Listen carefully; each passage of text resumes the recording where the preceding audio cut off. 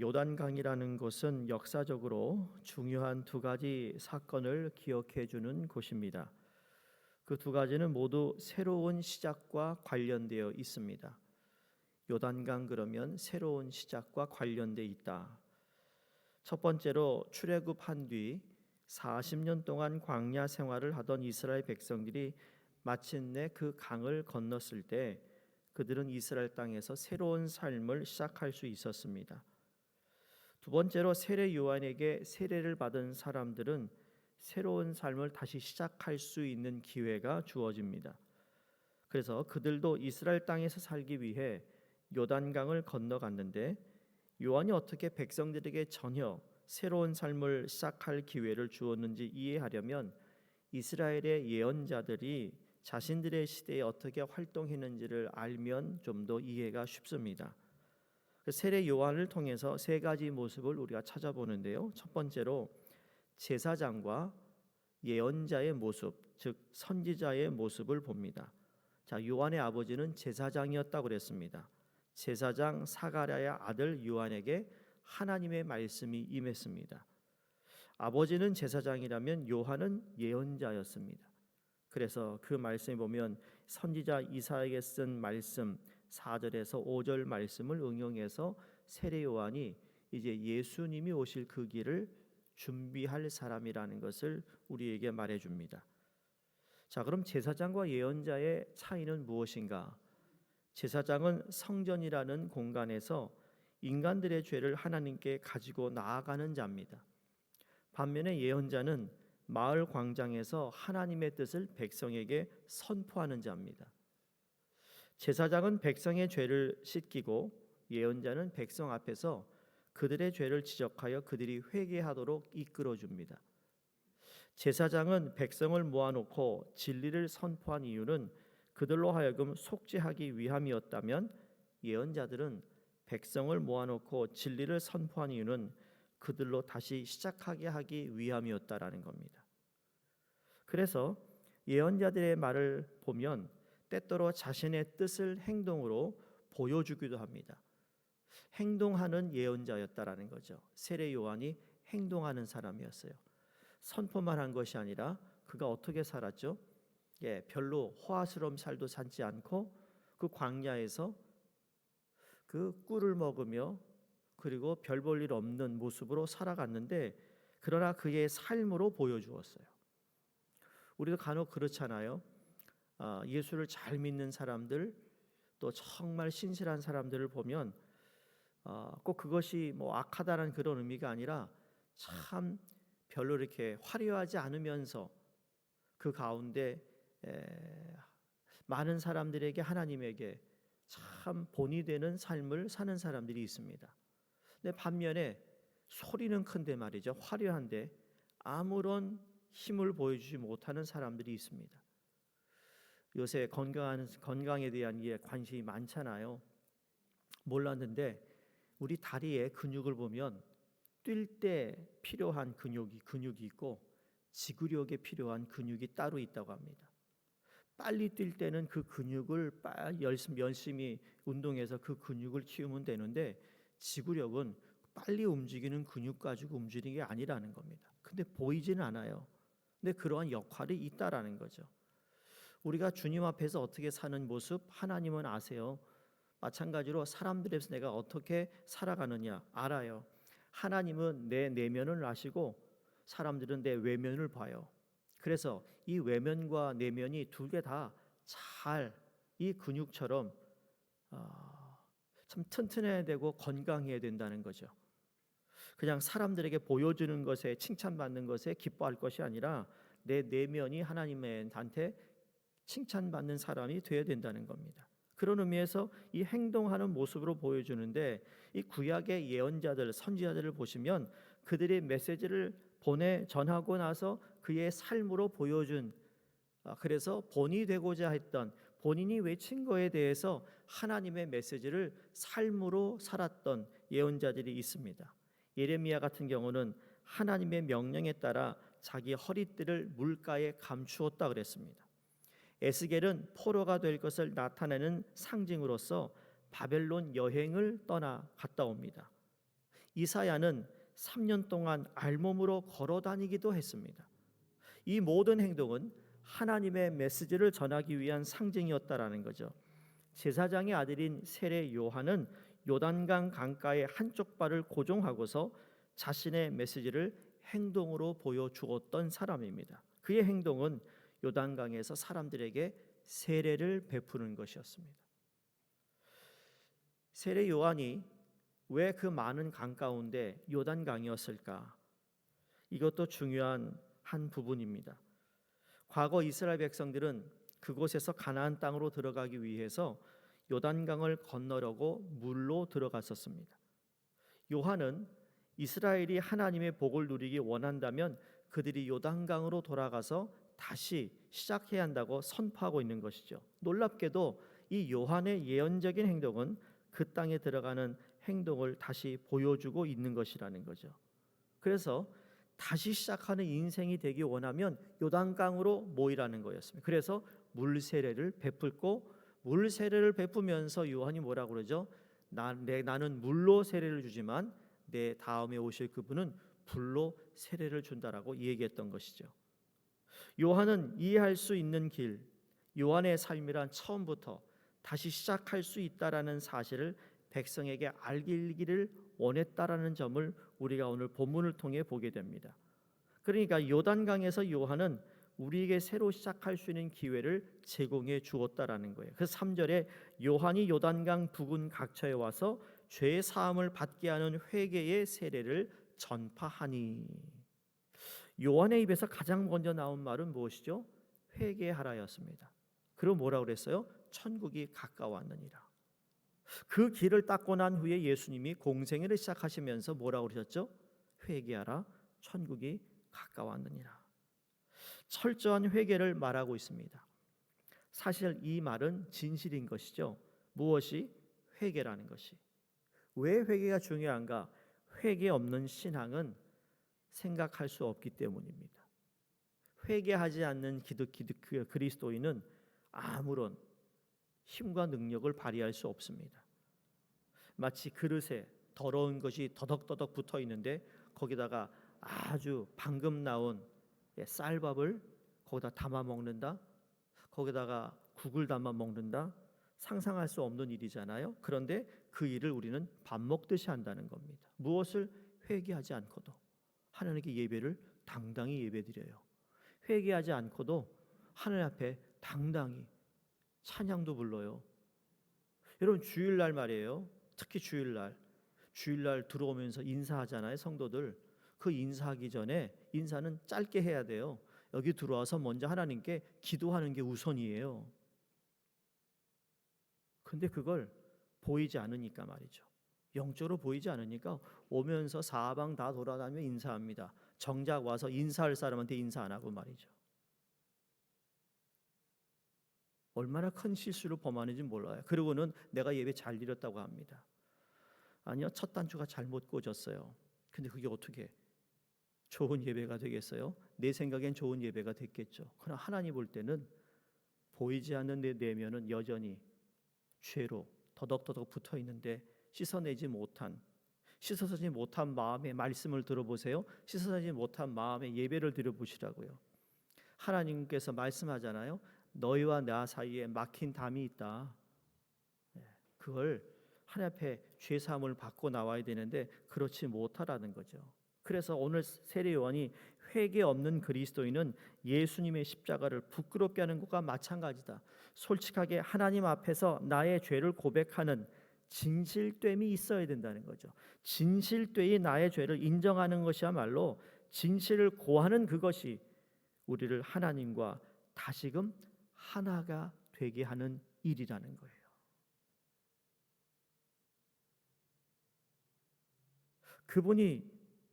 그분의 용서를 우리는 받아야 된다는 거죠. 근데 어디서 시작하는가? 진실을 고하여야 된다는 거죠. 진실되이 고백하라는 거죠. 하나님, 이번 주도 내가 용서 못했어요. 그 사람. 이번 주 내가 사랑을 못했어요. 이번 주 내가 여기 나와서 하는 게 예배들이 너무 부끄러워요. 어떻게 하면 좋겠습니까? 오늘 그러한 이야기를 던지니까 10절에 무리가 물어 이르되 그러면 우리가 무엇을 하리이까? 간혹 그런 얘기 듣거든요. 목사님 왜 자꾸 찔리는 설교를 하네요. 미안해요. 내가 찔리는 설교 하려고 한 거 아닌데. 왜 이렇게 찔른대요? 그러면 진실 때 무엇이 찔리는지 고백하면 되는 거예요. 그런데 고백하자고 하지 않아요. 자기 감정만 상한다고 얘기하죠. 정말 안타까운 일이 많아요. 교회 안에서. 우리가 왜 교회를 다니고 예배를 드리는지. 저 산에 가서 수련하는 게 훨씬 나을 수도 있어요. 그 어떤 사람들에게는. 그거 듣고 싶지 않으면. 하나님의 말씀은 교훈도 하고 책망도 한다고 그랬거든요. 찔린다는 얘기는 성령이 말씀하고 있다는 걸 받아들이면 되는데 그게 그렇게 어려운 사람들이 있을 수 있다라는 거죠. 근데 그걸 가지고 왜 그러냐 그렇게 얘기하지 않아요. 왜? 다 하나님이 하시는 일이니까. 내가 성도님의 상황을 다 알고 내가 망원경으로 다 보고 말이죠. 이랬구나. 그러고 제가 설교 준비하냐고요. 그렇지 않잖아요. 그럴 시간도 없고. 이게 뭐냐면 진실되이 주님께 나와야 되는데 진실을 구하지 않으면 우리는 스스로 숨는 것과 같아요. 아니면 나오더라도 옆으로 비스듬히 서서 하나님을 대면하는 것과 같습니다. 그러므로 하나가 되려면 정직한 관계가 되어야 된다는 거예요. 세례 요한은 크게 세 가지를 지적합니다. 오늘 본문에 첫 번째, 우리 신앙을 지적해요. 세례 요한의 말을 듣던 사람들 중에 어떤 종교 전문가들은 자신들이 아브라함의 후손들이기 때문에 물려받은 전통을 통해 하나님께 나아갈 수 있다고 생각했습니다. 근데 요한이 뭐라고 그러죠? 오늘 7절과 9절 말씀에 보면 세례 받으러 나오는 무리에게 이르되 독사의 자식들아 누가 너에게 일러 장차올 진노를 피하라 하더냐. 그러므로 회개에 합당한 열매를 맺고 속으로 아브라함이 우리 조상이라 말하지 말라. 내가 너에게 이르노니 하나님이 능히 돌들로도 아브라함의 자손이 되게 하시리라. 이미 도끼가 나무 뿌리에 놓였으니 좋은 열매 맺지 아니하는 나무마다 찍혀 불에 던져지리라. 이와 비슷한 말씀을 예수님도 하셨습니다. 너희가 하나님을 찬양하지 않으면 내가 저 돌들을 들어 하나님을 찬양하게 할 거라고 얘기하셨던 그 내용의 배경을 보면 비슷한 거예요. 이 무리들이 어떤 무리죠?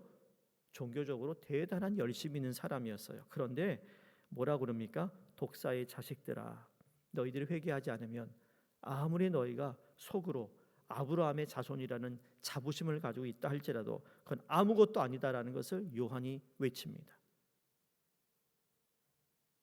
유대인인 것을 자랑스러워했던 요한임에도 불구하고 신앙은 핏줄 이상의 것이라는 사실을 알립니다.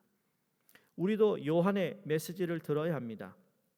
많은 사람들이 부모의 신앙 아래서 살고 있습니다.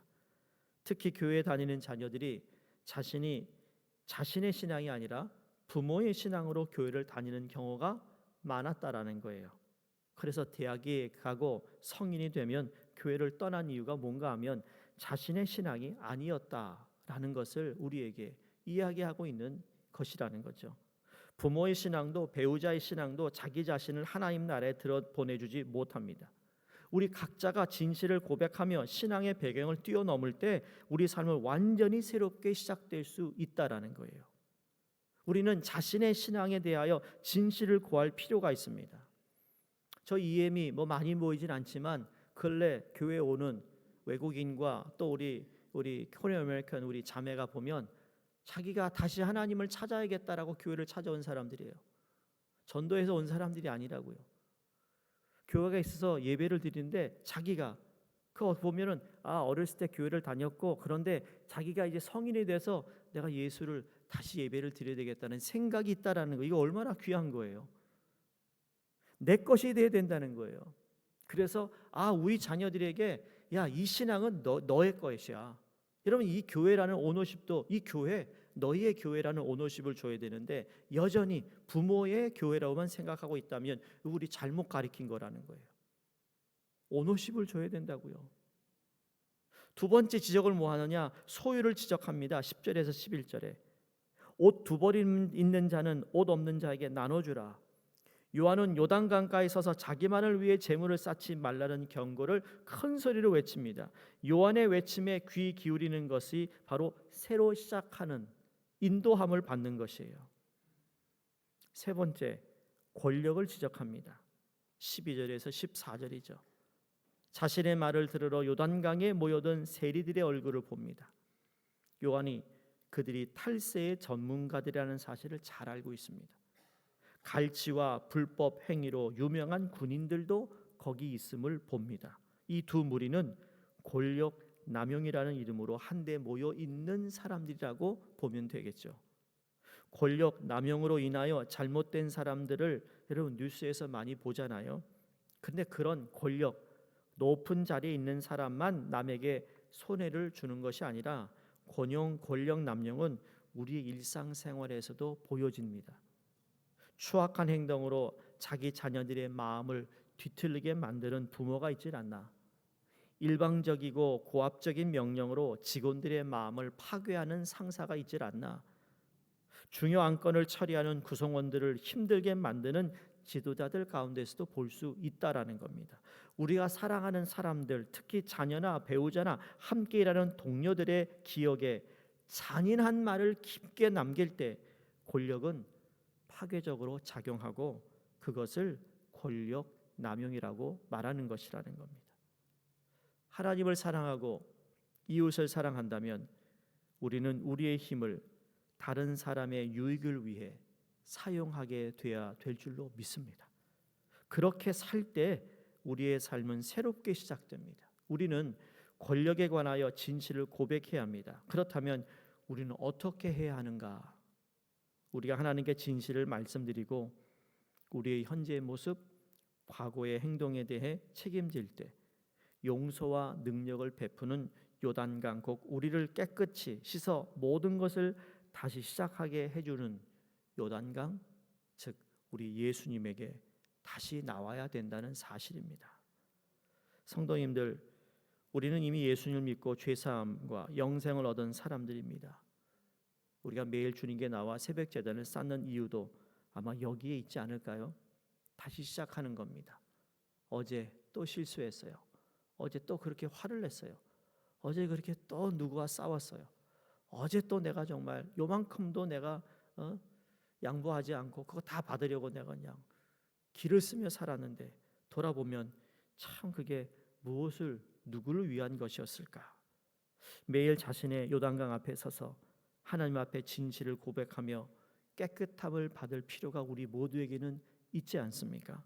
그럴 때 매일의 삶이 성경의 말씀처럼 아침마다 새롭고 늘 새로우니 주의 성실하심이 크도다라는 말씀처럼 여러분 그 아침 새롭게 나를 깨우시고 새롭게 그 날을 시작하게 하시는 하나님, 비록 우리의 이민 생활이 매일 깨면 똑같은 일이 반복되는 삶임에도 불구하고 그 가운데 다시 새롭게 새 기회, 새 찬스를 주시는 하나님의 그 은혜 앞에 하나님 오늘도 하나님께 영광 돌리는 아름다운 인생이 되기를 원합니다 라고 시작하는 우리의 고백, 우리의 교회, 우리 진실된 여러분의 기도가 되기를 주의 이름으로 축원드립니다. 기도하겠습니다. 하나님 아버지, 사가랴의 아들 요한을 통해 주님의 길을 준비하게 하실 때에 굽은 것이 곧아지고 험한 길이 평탄하게 하시고 주님을 통해 하나님의 구원을 이루어 주심에 감사합니다.